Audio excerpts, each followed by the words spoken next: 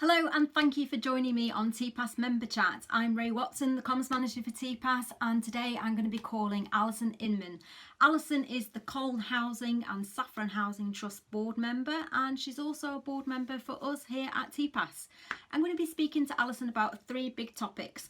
The first being about Alison's expertise on finance and how housing organisations are weathering the storm of the pandemic financially. My second topic with Alison will all centre around Alison's opinions on what housing organisations are doing brilliantly right now and what some aren't doing so well at. My third big topic with Alison is domestic abuse and domestic violence and how we can all support managing this threat that the pandemic has thrown up, particularly right now. So thank you for watching and please keep listening to my interview with Alison.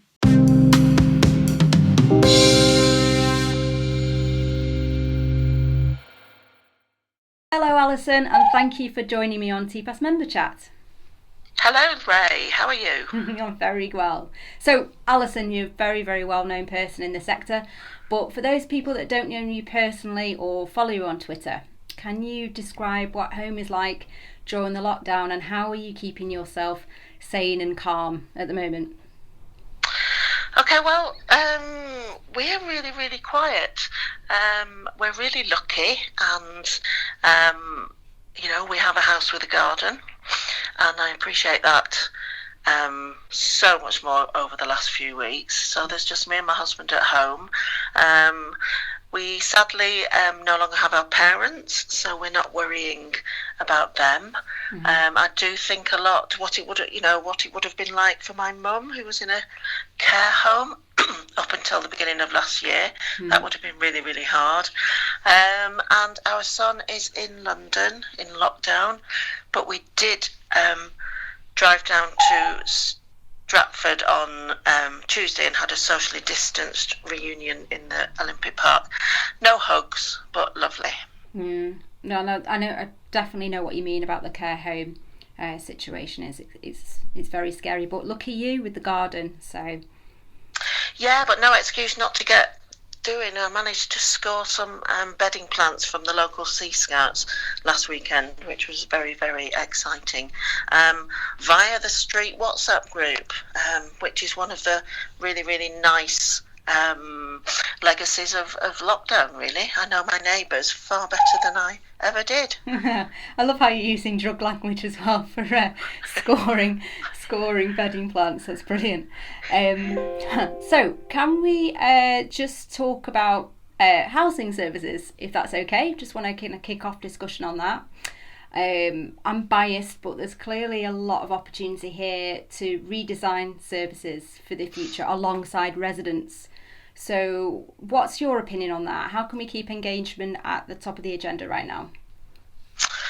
Okay, so it's been fascinating, and people will be writing the book literally of, how life changed during lockdown. I'm sure some people are already on it. I love the housing sector, but flipping out, we can't half make a mountain out of a molehill sometimes. The amount of change, but we don't call it change anymore because we all know what it means, so now we call it transformation, just to confuse people for some reason. Transformation programs that go on for what feels like decades. Just look at the amount of change that we've managed to do in the last 2 to 3 months.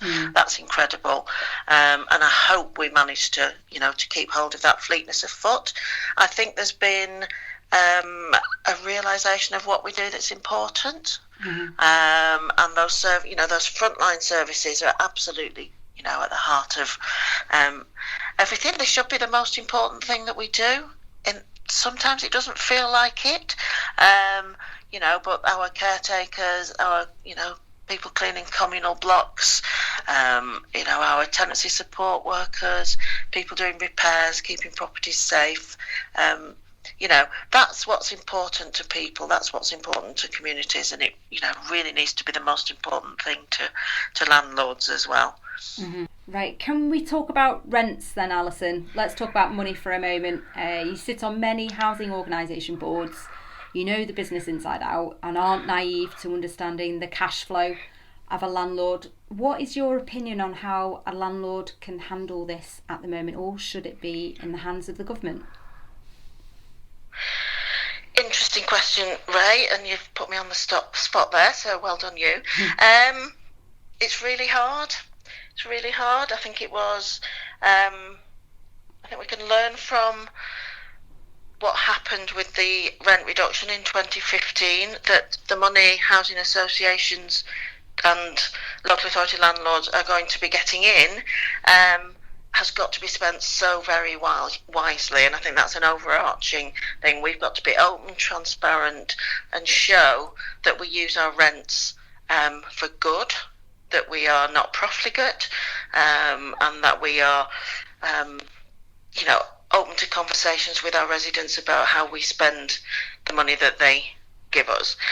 We're trying to do lots and lots of things at once. So we're trying to provide really good services, invest in existing stock, as well as do everything we can to solve the housing crisis in terms of new build. Comes to a point you can't do all of that without government intervention, and I really do hope that one of the things we see at the end of this is a commitment from government to fund, properly fund through grant a house building programme that means people can live, the lives they want to live in secure accommodation, with a rent that's genuinely affordable. So we need to do, we're only going to do that if we can demonstrate to government that it's a good use of money. I think we need to be having conversations with our residents now about what we're going to do over the next 3 to 6 months in terms of, any arrears that are there. I think we need to be humane. I think the experts in how to budget, are the people who are actually doing it. And I think those landlords who understand and listen to their communities are the ones who will, respond in the most appropriate manner. It's going to be really hard though, and anyone who's not modelling in their business plan for a massive increase in rent arrears, particularly with the number of people who've just moved on to universal credit, frankly a bit bonkers.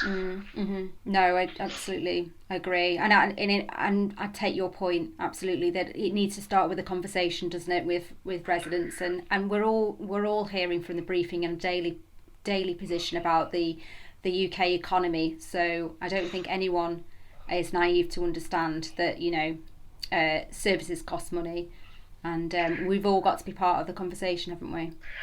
We have, and that goes to the heart of what TPAS do. It's about creating those conversations that matter, that means that businesses make the right decisions, but they're the right decisions in the interests of their residents, as well as their broader purpose in terms of house building. It's not easy, and but now more than ever is what we need to be doing that. Just going to move on to some of the opinion pieces that you've been writing for Inside Housing. You wrote one recently about all new homes passing the lockdown test. Now, can you just talk about that for some of the listeners that might not be able to get past that paywall? What did you mean by that article? So I think there's a statistic in the article that says 43% of Londoners live in flats. So we talked earlier about, having a garden. I was having a conversation with someone recently about the thing that's kept them sane during the lockdown is having a balcony. They live in a flat, but, they've been able to get a through draft. They've been able to just walk out onto the balcony, get some fresh air, take some deep breaths, and actually things seem manageable again. One of the other things I talk about is, there's a 50% chance that this year will be the hottest summer on record. So we still put an awful lot of energy into fuel poverty, insulation, keeping homes warm, all the rest of it, which is great, but there isn't a similar conversation about keeping people cool. I was really struck, Colin Miles wrote an article a couple of years ago that pointed out that I think in Europe in 2018, something like 50,000 people died as a direct result of excess heat. Mm-hmm. So, having room, we're in a ludicrous situation where, the bedroom tax means you've got to fit as many people as as is humanly possible into a small flat.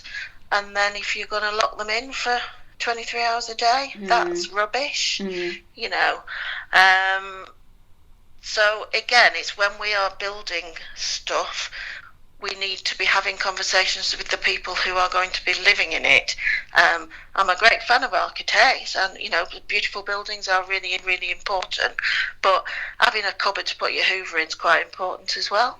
We need a bit of realism, and we need people to think, well, actually, what would I need to make this even slightly bearable? And yet another business case really for engagement, isn't it? So that people can co-design their spaces as well as their services. Yeah. I remember talking to someone years and years ago who, I think it's when they were building council houses in Liverpool, probably in the late 80s, and a conversation with residents about that. And the thing that they did at the end of it, after the conversations, was make sure that nobody's telly was against someone else's living room. So it was like living room, then next door's hallway, living room, next door's hallway, but just simple things like that. Because, one of the major things that impacts on people's quality of life is noise nuisance. Talk to people about that when you're planning your new building. Do you want something, do you want a fancy bit on the outside, or would you rather have an extra layer of sound insulation? It's let's have those conversations. And my other question was about the housing media and having a platform to say stuff. And I know you use Twitter a lot, but is there anything that you've not been able to say, not necessarily on Twitter, but in the housing media, that you'd like to talk about, that you think is important to talk about in the sector? I think we need to have a really grown-up conversation about pay. The people who have been putting themselves in harm's way on our estates, our community caretakers, frontline repair staff, they're probably towards the bottom end of pay within organisations. And I really do hope that boards have a good hard think before they give their chief exec a whacking pay rise. Even though their chief exec might be brilliant. If you're on 150 grand, do you really need 155 when you've got someone on, minimum wage, putting themselves at risk? So I think it's going to be really important, and that's not just because it's the right thing to do. It's because there's a whole credibility issue.